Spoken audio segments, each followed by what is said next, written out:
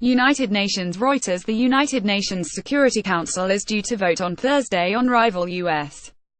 and Russian bids to renew an international inquiry into chemical weapons attacks in Syria, diplomats said, a move that could trigger Russia's 10th veto to block action on Syria.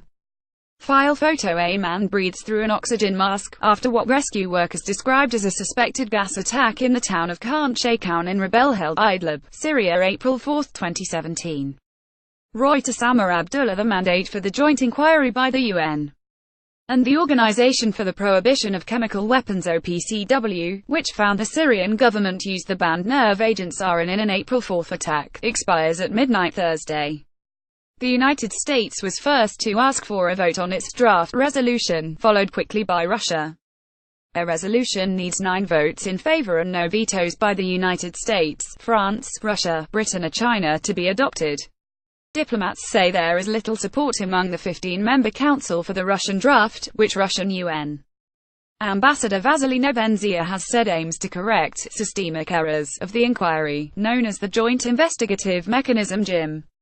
Russia has vetoed 9 resolutions on Syria since the conflict started in 2011, including blocking an initial U.S. bid on October 24 to renew the JIM, saying it wanted to wait for the release 2 days later of the inquiry's report that blamed a sarin gas attack on the Syrian government.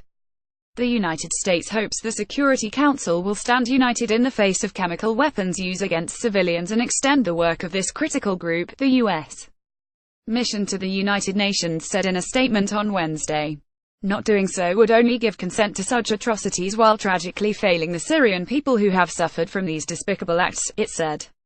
File photo. The United Nations Security Council votes on a resolution to ban the supply of helicopters to the Syrian government and to blacklist Syrian military commanders over accusations of toxic gas attacks, at UN headquarters in New York City, U.S., February 28, 2017. Reuters. Mike Seeger. While Russia agreed to the 2015 creation of the inquiry, known as the Joint Investigative Mechanism (JIM), it has consistently questioned its findings, which also concluded that the Syrian government used chlorine as a weapon several times. A spokesman for the U.S. mission to the United Nations said on Monday that Russia has refused to engage in negotiations on the U.S. draft resolution. Diplomats said the United States had amended its draft in a bid to win Russian support. British UN Ambassador Matthew Rycroft warned on Wednesday that if the inquiry ended, the only victors would be people who want to use chemical weapons in Syria, which is the Syrian President Bashar al-Assad regime plus Daesh Islamic State. Everyone in the Security Council would be shooting ourselves in the foot if we allowed that to happen, he said. The Russian mission to the United Nations was not immediately available for comment on the impending council vote.